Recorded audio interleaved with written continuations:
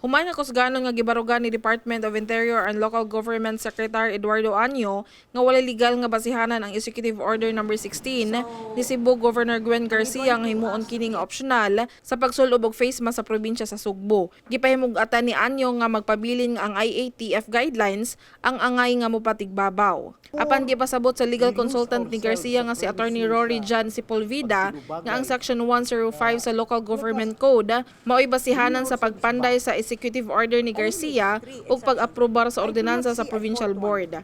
Gapong adlaw giaprobahan sa Cebu Provincial Board nga himuon nga balaod ang Executive Order No. 16 ni Garcia ang paghimog optional sa pagsulob sa face mask sa open spaces sa probinsya sa Sugbo. Unfortunately, these guidelines is not law. Unfortunately, although there are exceptions to cases wherein an executive can pass an executive order which has the force and effect of the law, but the general rule, ano na lang, para sa yung sabton, ang executive order can only have the force and effect of a law if it is enforcing a law. Si Sepulveda gibalikan sa pagkwestiyon kung unsa ang legal nga basihanan sa IATF guidelines. Gipasabot ni Sepulveda nga base sa legal system sa nasod ang ipagawas nga guidelines sa Interagency Task Force batok sa COVID-19 o sa lamang ka pulisiya apan dili kini mamahimo nga muhulip sa usa ka balaod. Sa interview ni Anyo sa DZMM Teleradio, gibutyag ni Interior Secretary nga ang EO ni Garcia defective ug walay legal basis ug sukway sa national government issuances ug gikinahanglan nga mopatigbabaw gihapon ang kamanduan sa IATF guidelines sa pagpatuman sa balaod ilabi na sa paggamit sa face mask. Dugang pa ni Anyo nga posibleng mag-atubang og kaso si Garcia kung mosaka ang kaso sa COVID-19 sa probinsya sa Sugbo tungod sa kamanduan niini. Nimando sab si Anyo nga to sa kapulisan nga gikinahanglan nga sundon ang IATF guidelines ug manakop sa mga musupak niini. Ang maong kamanduan gihangop sa Philippine National Police o ICPNP Chief Lieutenant General Vicente Danao Jr.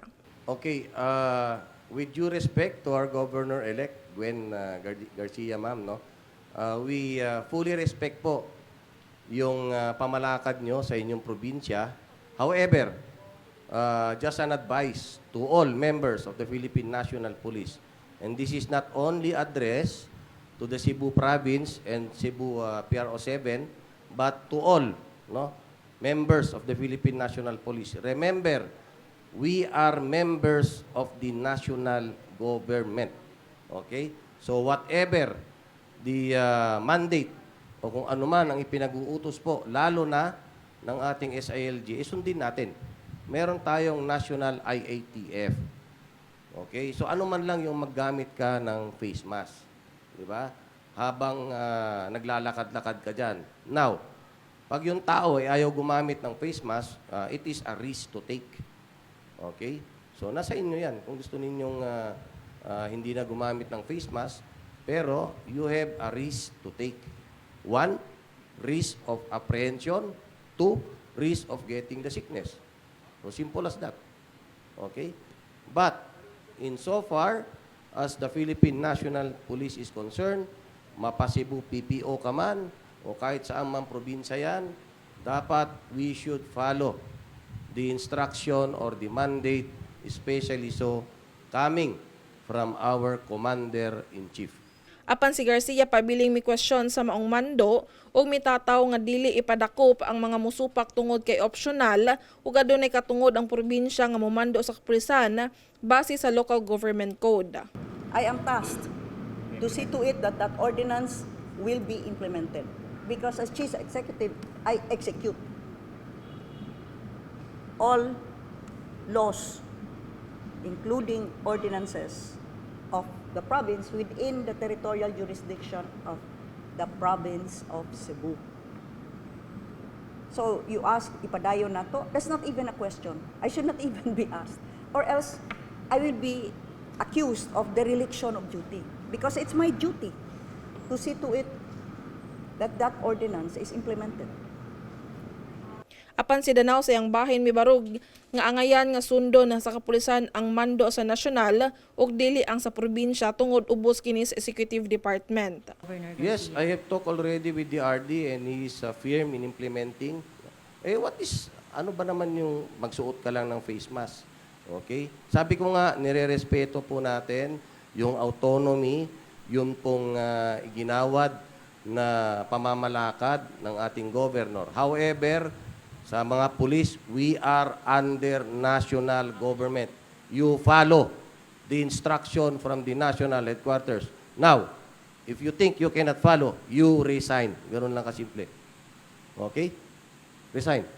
Wa man giangkon sa kapulisan nga dunay kalambigitan ang pagrelibo sa direktor sa Cebu Police Provincial Office sa isyu karon sa paggamit sa face mask apan usasab kini sa mga nasentro sa gisgutan ni Garcia sa usa ka press conference. Gibutyag ni Garcia nga nakasabot siya nga normal nga proseso sa kapulisan ang pagtangtang kang Colonel Engelbert Soriano isip hepe sa CPPO apan ang nakapakugang kaniya mao ang daw pagpakauwaw kang Soriano ni Danao. Pero ito po yung gagawin ng Philippine National Police as long as our police are concerned. Now, yung mga matitigas naman ng ulo, dahil sumisip-sip ka dyan, napakabata mo pa iho para mamulitiko.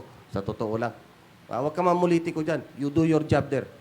Then perhaps I can also publicly ask the question, are you not politicking? Are you not, kung sana is Pilipino, hindi ka ba nagsisip-sip just so you will finally be appointed? Do not accuse other people of something that you may yourself be suspected of. And above all, I think all officers, all uniformed personnel in the PNP, for as long as they have acted within the bounds of law,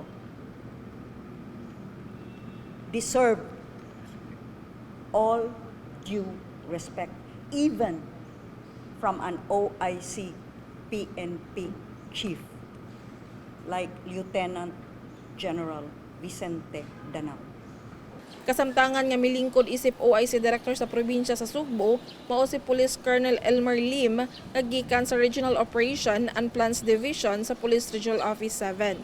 Kini si Sheriza Mioy alang sa My TV Cebu.